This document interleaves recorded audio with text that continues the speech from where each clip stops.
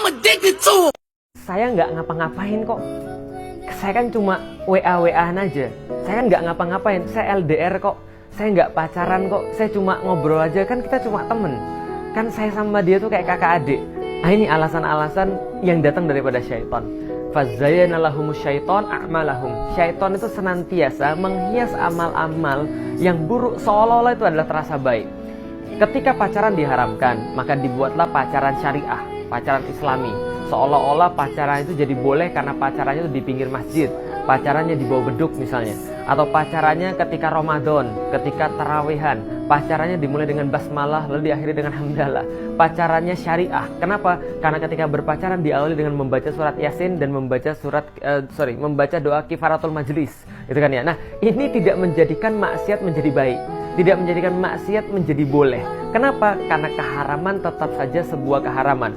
Kebanyakan orang tidak memahami, termasuk para pengemban dakwah pun yang sudah mempelajari Islam, mereka tidak paham bahwa di dalam Islam kehidupan laki-laki dan wanita terpisah.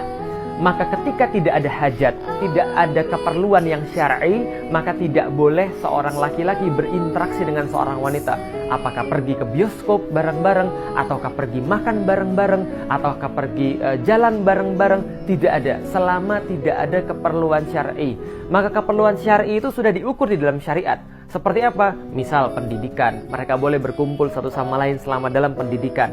Selama misalnya menuntut ilmu. Apalagi dalam masalah pengobatan atau kesehatan. Maka seorang laki-laki bisa berobat pada dokter yang wanita.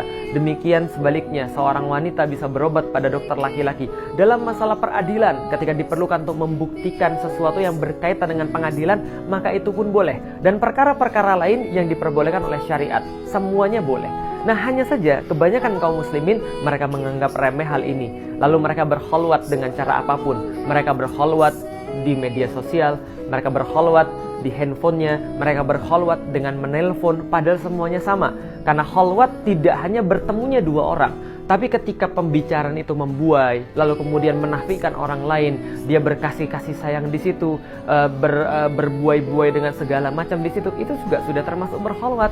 Maka ini harus hati-hati. Pergaulan pria dan wanita terpisah.